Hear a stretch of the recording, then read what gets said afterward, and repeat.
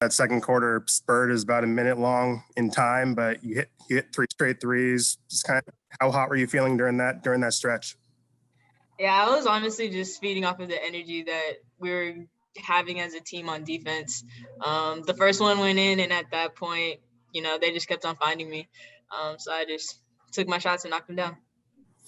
A 19-0 run. When you actually saw that number, what was kind of your reaction to seeing how much of a run you guys went on?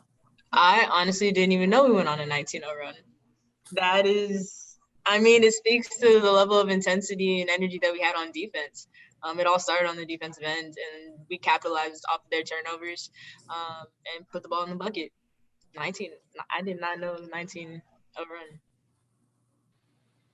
Go ahead, John High.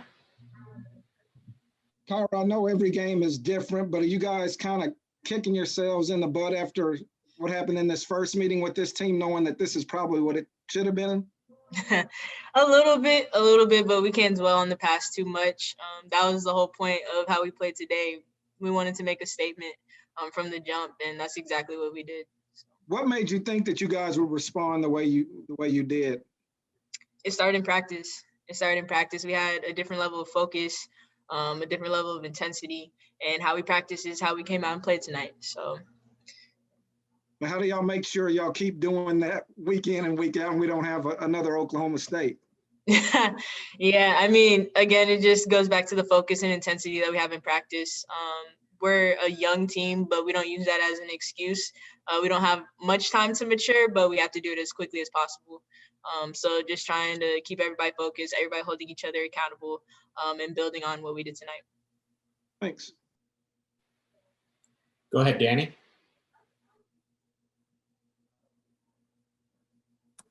Sorry. Kyra, I'm kind of curious if you've had a chance to kind of think of the big picture and what it kind of means for you to play this season. I'm sure you still have a lot of friends at Duke and, been able to talk to them about what they've gone through and losing their season, not getting to play. I'm just kind of wondering if their plight has kind of made you think about, I don't know if fortunate's the right word, but getting to actually play this season. Yeah. Knowing not only what they're doing, but also what a lot of teams are going through around the league and around the NCAA. It really gives you a different level of appreciation, and I'm really grateful to be able to not only step back on the court, but to just play. There are teams that are getting canceled and postponed because of COVID stuff, and fortunately, knock on wood, we haven't had too much of that and a lot of game cancellations, but every single time we step on the court is a blessing. And we have to play like that, and we have to look at it that way. Just an attitude of gratitude. And then, another kind of big picture question, how impressed or what are your feelings about Ashley and just kind of how she has matured this season? Is there like a big sister, little sister kind of relationship going on? Ash is great. From when we started in July to now, it's like night and day how much that she's grown and matured, and it's honestly really great to see.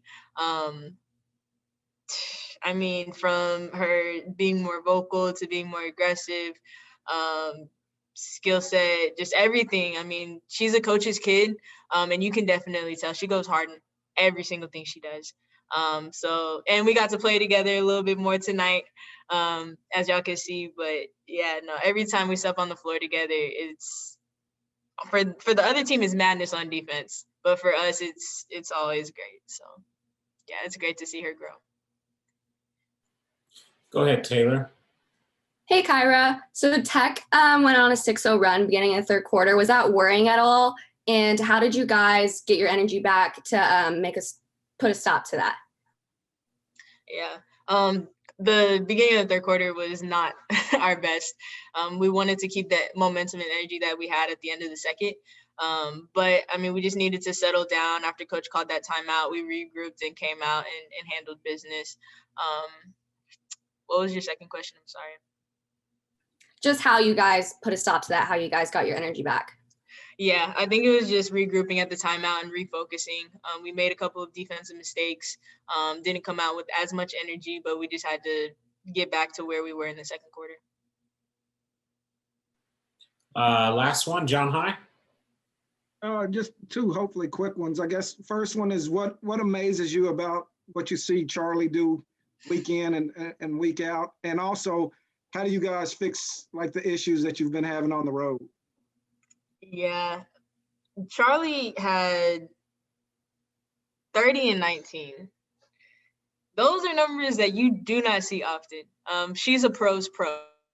You know, not only when y'all see her in games, but in practice, how she takes care of her body, how she eats.